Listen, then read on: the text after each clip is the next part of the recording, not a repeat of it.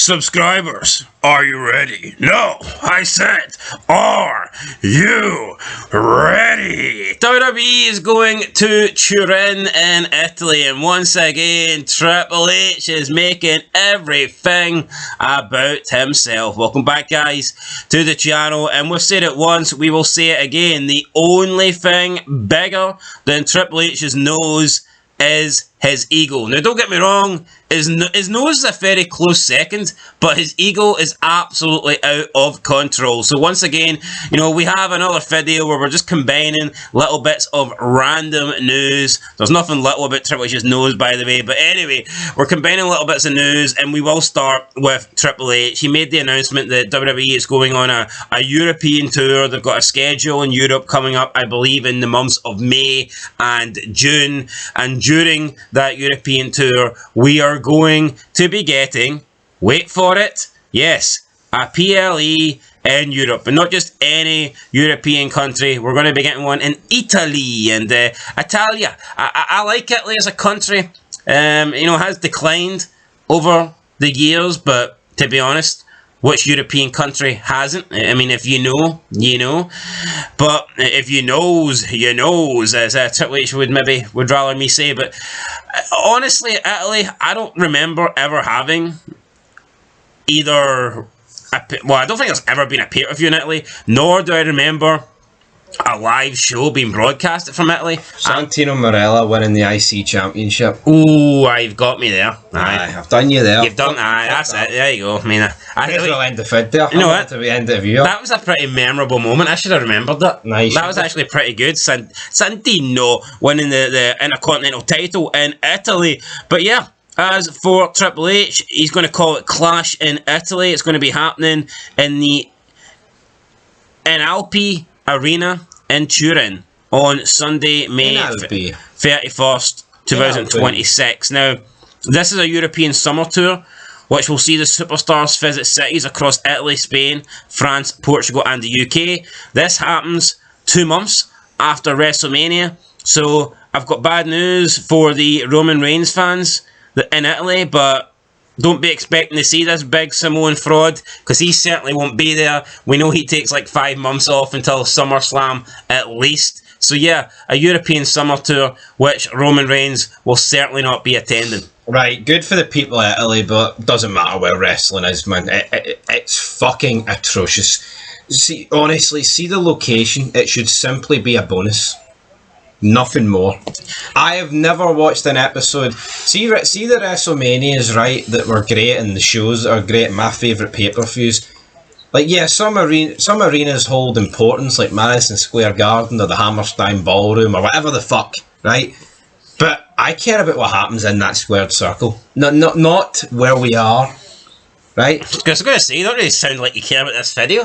No, a wee bit more enthusiasm would be great. No, but I'm fucking wrecked, by the way. But see Austin.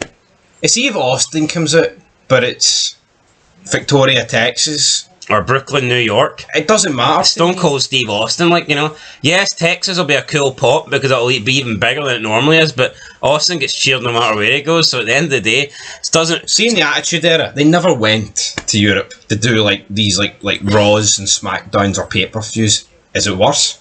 Of course it's fucking not. It doesn't matter. Could this just be that the ticket sales are low and they just can't do North American towns as frequently as they used to? They are tapping the international market. Because see back in the day, a European tour used to last like 2 weeks max. This European tour's gone on for 2 months. Yeah. Even look at Cena when he was coming back and he initially did the heel turn. I mean, they were going on to all the big like European cities, and they were getting all the Cena shirts for all the different cities and countries that they were going to. I feel like back in the day, McMahon kind of just went to Europe once to like, yeah, we'll give the European fans something to cheer for 2 weeks. But now I wouldn't be surprised if it's a case of the American audience is getting tired. We've milked them dry. We need to try and, you know, make money across the board and go elsewhere. So I think that could be a big reason. But we've seen in recent years that you're pretty much guaranteed to go on a PLE if it's in a foreign country and you are from that said foreign country. So could we see the US champion Julia finally get a PLE match that is not WrestleMania? Will she make the card? I mean, she's half Italian, so. Is there any other Italians? I can't really think off the top of my head. I mean, Santino's daughter, maybe. I'm assuming. I mean, maybe, but half Italian. Unless she's no his. I know you're saying she's half Italian, Julia, right? But if they even went into that? I don't think so, but here, if she was ever going to get on a show, then this is probably it. No, I would agree with that. So there you go. Julia for clashing Italy. Yes or no? I tell you, there's more chance of there's more chance of Julia being on the show than Roman Reigns. I'll give you that one, right? But I mean, Roman Reigns will not be there even if he wins the belt. Not a chance. I mean, you'd be lucky if Roman Reigns sends a fucking postcard to Italy, never mind showing up. I know. The guy only be there. Right, let's talk about Raw. Let's talk about the box. The box that was sent to Raw. It says that we cannot open it. Do not open until the 28th of February, which I believe is the date of the Elimination Chamber in Chicago. People are speculating that Chris Jericho could be in the box, but according to Ross Sapp of Fightful.com, that won't be happening because Jericho has had his contract with AEW frozen, supposedly. Now, we haven't seen Jericho in AEW for, I believe at this point, it's over 6 months. So people just assumed that his contract was up now because it was ending at the end of 2025, the beginning of 2026. But if the reports that his contract has pretty much been frozen throughout his absence, then that would mean that Jericho would be at least tied to AEW until, I mean, probably most of the 2026, because we don't know when he's going to go back. Like I say, I think he was gone in like the last 6 months, the last half of the 2025, and he's missed the first 2 months of this year. So, I mean, yeah, we're talking, if that's true, then Jericho's pretty much going to be contracted to AEW for the rest of this year. Unfortunate, but to me, this is just shows how much of a hypocrite Tony Khan is. Not remember when this company first came around? Oh, I'm not going to create a toxic work environment. I'm not going to get rid of people like the big bad evil dictator Vincent Kennedy McMahon. He has done plenty of this over the years, where he has tried to keep people in contracts and. Sure, he did it with Ray Phoenix, didn't he? And people were crying, yeah. pretending that he was like some sort of slave owner. It's like, fucking get over it. Yeah. At the end of the day, Tony Khan, if you've signed a contract, then he's entitled to hold you to it. Now, I wasn't aware that the contracts were getting frozen. I don't think I've ever heard that before. Especially in I mean, just let the guy go. Yeah. Anyway, we'll see. But I believe that Matt Hardy came out and he said that he had his contract's frozen as well when he was missing some time, so could be true. Maybe Tony Khan has got that clause in there. It's smart though if you're off screen, they freeze it. No, it is. But I don't know. Well, I say it's smart. What if Roman Reigns had that contract? It'd be frozen in fucking Cairo. If Roman Reigns had that contract, he'd need to wrestle till he's like fucking 85 just to get to the end of his contract. Embarrassing. But here, maybe that's the way it should be. See if you sign a contract with WWE, maybe instead of just a year contract, what you're actually signing is 52 dates. And you have to fulfill all 52 dates. Or else you'll be killed with a firing squad. Yeah, so say Cody Rhodes does his next contract and he signs for 3 years. Maybe that should be 156 dates. Yeah. That'll get them to turn. I'd be turning up every week via satellite or some bullshit like that. Anyway, Chris Jericho will reportedly not be getting opened up by Scrap Daddy inside that box. What's your prediction for the box? Well, I said a few things it wouldn't be. A size 4 and up pair of goodies for Johnny Gargano. So it's not going to be that. I mean, I'll go with the channel favourite, Chris Benoit. He'll be in the box. Oh, it'd be great, wouldn't it? I tell you what, that would make Raw must watch. I mean, who would that bring you back? Would you start watching wrestling again? Of course it fucking would be. Benoit, was it? Right, well, I'll see what I can do. Right, Logan Paul. What do you think, guys? It'll be a lot of piss. They don't know what it is. They'll decide to the day. I reckon they'll get to the day, Triple H will panic and he'll just stick some. I mean, imagine if it was McMahon. It won't be like, but I mean, it'll probably be fucking. I wouldn't be surprised if the masked man. If it's like a statue of fucking Triple H.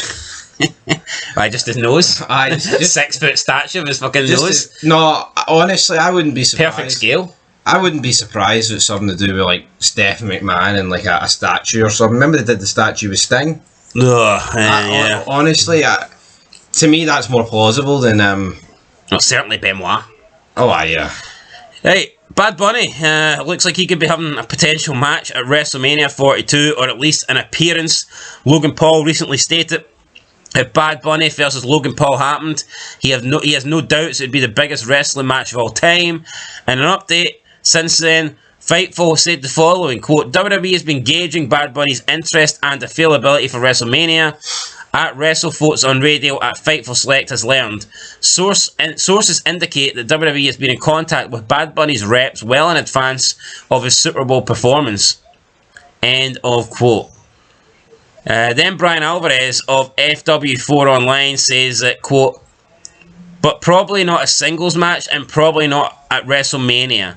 End of quote. Regarding could we get a singles match, could we get a tag team match? First of all, I don't give a shit about Bad Bunny. I have no interest in seeing him in WWE, but at the same time, if he does show up, I'm not going to cry about it. I'm not going to turn it off. I feel like turning it off anyway, so it's not like Bad Bunny's going to be the final straw. Do you think Logan Paul versus Bad Bunny though doesn't even feel like WWE? Like even though Logan Paul's in WWE, it's like we've had these matches before, like Bam Bam Bigelow versus Lawrence Taylor. Yeah, Big Show versus Mayweather. But this does Bart Gunn versus Butterbean. Yeah, but the difference is, I think in those matches, one half felt like WWE. Yeah, this Or at least wrestling. Yeah, to me, Logan Paul feels like a celebrity in wrestling. Yeah, and then of course, Bad Bunny is a celebrity outside of wrestling who's had like a match or two. So it would really just feel like two celebrities, well, just like you maybe get celebrity boxing. This would feel like celebrity wrestling. I actually agree with Logan Paul to a point though. I feel like this would steal all the media. No, absolutely. Coverage going into Mania. From a wrestling fan standpoint, I don't think people would give a shit. I mean, he's trying to say it's the biggest match of all time. I mean, we wouldn't wipe our ass for this, but in terms of media, absolutely. Logan Paul is a big name, and Bad Bunny's a huge name as well, so this would be a big match. The fact is, unfortunately, maybe it says a lot about wrestling, but they haven't created stars, so these, I mean, even Triple H said it a long time, we've no interest in creating stars, so this is a bigger match than anything we've seen. This in reality, see in terms of like media, social media, this would probably get the most attention we've seen any match get since Rock Cena. Yeah, which is a fucking sad reality, but that's what we're dealing with. Yeah. Anyway, I don't know if I'd trust it. I mean, Logan Paul, I think he's had some good matches, like, but yeah, I mean, would you really trust Bad Bunny there in the ring with Logan Paul? I mean, I think you got a decent match. I think Bad Bunny was good in his match. I think Logan Paul was pretty good, but like I said, I don't know if I would trust it. It would just feel, it just feels misplaced. It feels like one of these things you'd see at one of those like triangle events. Or something. Thriller? Aye, whatever you want. Yeah, it just doesn't seem like WWE. Aye, it seems like something they'd put on Netflix. Like, there's not much upside to WWE. Well, there is, but... This feels more like a Jake Paul versus Mike Tyson kind of event. Yeah. Influencer boxing or some influencer wrestling or some pish like that. Right, Seth Rollins has recently spoke about the charges that he didn't press on the fan that attacked him in 2021. Basically said that the guy was pretty much retarded, and that's why he didn't do it. So that's what Seth had to say. He says, quote, that guy, from my understanding, was catfished by somebody pretending to be me. He was not, I don't want to be rude, but he was not all there. There was something off about him. For me, it felt like the wrong thing to do to try and get him incarcerated in any way. He wasn't a person who had the means to pay a big fine and go through a whole legal process. I asked the judicial system that contacted me, could we please look into getting this guy some help? End of quote. He went on to speak a little bit more. He went on to say about how it was like a very scary situation, but he's just glad that, you know, it ended up okay and nothing particularly violent happened. Seeing the moment, he didn't know he was retarded, so Seth Rollins still got beat up. Yeah, you can't really turn around and say, oh, he took it easy on the guy because he knew it wasn't all there. I mean, maybe after the event happened and the guy was questioned, you maybe went, this guy's not the brightest, light in the bulb or the sharpest tool in the fucking box, mate. We'll stick to that one. Sharpest tool in the box. That works. No, what about the sharpest knife in the drawer? Well, you're the bluntest one in the West Wing, like, so. Point is, it's not a good look when one of your top stars is got beat up by a retard, by his own admission. Yeah, and he keeps, he again backed up what he said previously, that it was a very scary situation. Just pathetic. And I just can't imagine any other wrestler that is remotely considered a legend saying it was a scary situation. But this is the thing. See, back in the day, that good old term, 99.9% of fans are getting battered regardless of which match they interfere in. See now, the advantage is with the fans for me. I seen a picture earlier, MJF in London, and he was in McDonald's, and the guy took a picture with him. He's all the guy had to show AEW wrestler MJF how to work the McDonald's touchscreen, and the guy was about half a foot taller than him. You know, this is some like geeky McDonald's. And I get it, right? People can be taller. But it's like the guy was taller and like just looked more physically superior. Like, yeah, I mean, see if Hulk Hogan rocked up to McDonald's in the 80s in London, everyone would look like kids standing next to him. Yeah, and that's the facts. Yeah. Anyway, Seth Rollins is what it is. I wonder how people like Seth Rollins would react if they were actually confronted in the street, in public. You never see this, but I mean, if he thought this was a very scary situation, and he literally just got tackled, and then the referees and stuff were there to save him, how would this guy react if he was actually challenged out in public and he had nobody to back him up? Like, see, in a weird way, like you'd think. Like, remember that time Jericho got ambushed trying to get into his car? Aye, but do you not feel like in WWE, I know he says scary situation, but they should be used to this shit, getting jumped in scripted segments. I know it wasn't scripted, but to the average person, they're not, like, the average person doesn't get jumped like this. I mean, that's a fair point, I guess. Right, last but not least, or in this case, least actually, Eva Marie was speaking about her wardrobe malfunction. She was speaking about how it was one of the highest, I believe it is one of the highest viewed clips that WWE have uploaded on their YouTube page, or at least it might be the highest viewed clip that is 47 mil. Yeah, featuring a woman. So she spoke about the fact that it's got 47 million views on the WWE YouTube channel, speaking with Chris Van Vliet. And yeah, she says that she enjoyed being a heel. She was good at being a bad guy. Said that she had to tape herself up under there in case it went wrong, and that the cameramen were worried. But yeah, I mean, that's pretty much it. I don't really know why I'm adding this, but the point is, I actually think Eva Marie looked the fucking part. And I don't just mean she looked attractive. I think that Eva Marie stood out for the other women. I don't know if it was just like the attire and the red hair, but I think they dropped the ball with Eva Marie. Another person they dropped the ball with. And again, these segments, they did it with Bliss years later in the dressing room. They should be utilised. They should be done more. But they don't. Yeah, but this one was actually, I mean, they were kind of doing a different thing every week where it was just giving her an excuse not to wrestle. Yes, it was playing into the story. Absolutely. And I think that, I don't know, I just look at Eva Marie and I think that was a wasted potential, because she did look different compared to everyone else. No, so, she did. And they dropped the ball, and I can't believe it's about 10 years ago. Mental. Absolutely mental. And I think that was during that period where, you know, SmackDown Live wasn't that long up and running, and then you had like it just felt like you had a whole new roster, didn't it? And you had like a lot of fresh women. Yeah, they brought people back. It was good. That was a decent period. Yeah, that was no bad. Back then, I actually remember thinking wrestling was good. Like, and I say good, I don't mean like peak, but I actually enjoyed watching it. And that's only that's the almost mid to late 2010s. No, but it felt big because, I mean, the brand split was gone for like a good, I'd say, 5 years at that point. I mean, people were going to say, oh, the brand split didn't end till like 2000. The brand split was dead by about 2011. Like, see when they started doing the super shows, and SmackDown was just Raw highlights. And then, yeah. And SmackDown guys were appearing on every Raw. The brand split was dead. So, yeah. I think that, and Shane McMahon coming back was pretty cool. But anyway, guys, there you go. That's it. There's your wrestling news. Leave a like, leave a comment. Let us know if you think Eva Marie could have been a bigger star in wrestling, and we'll catch you in the next one. Until then, though, peace.